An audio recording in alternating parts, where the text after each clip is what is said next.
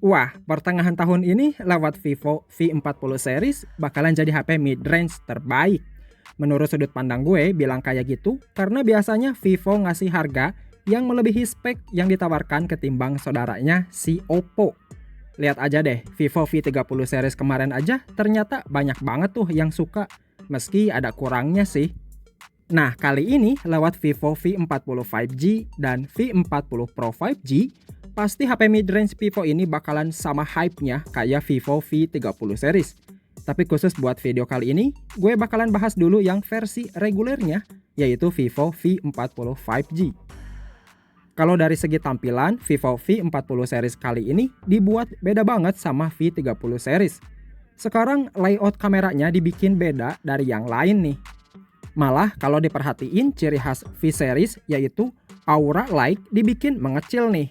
Terus buat lekukan bodinya masih samalah pakai konsep 3D curve jadi enggak ngotak. Sayangnya perubahan di V40 5G ini dari segi hardware-nya enggak berubah alias enggak ada yang di-upgrade. Masih sama kayak V30 yaitu Snapdragon 7 Gen 3.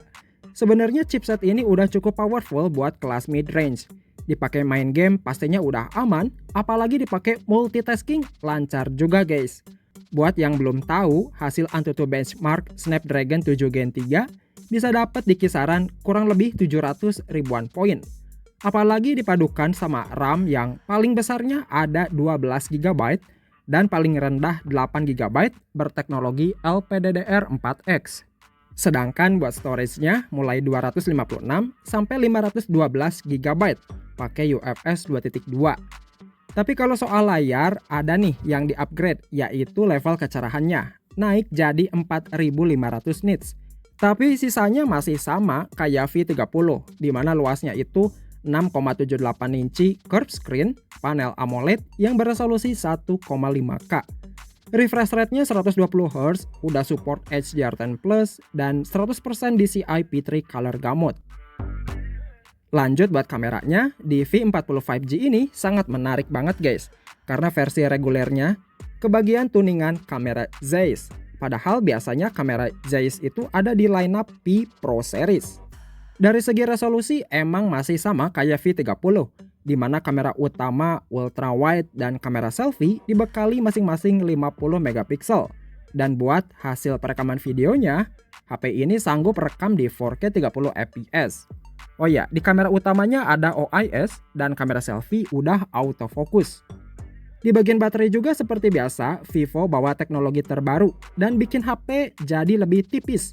Padahal kapasitas baterainya naik jadi 5500 mAh.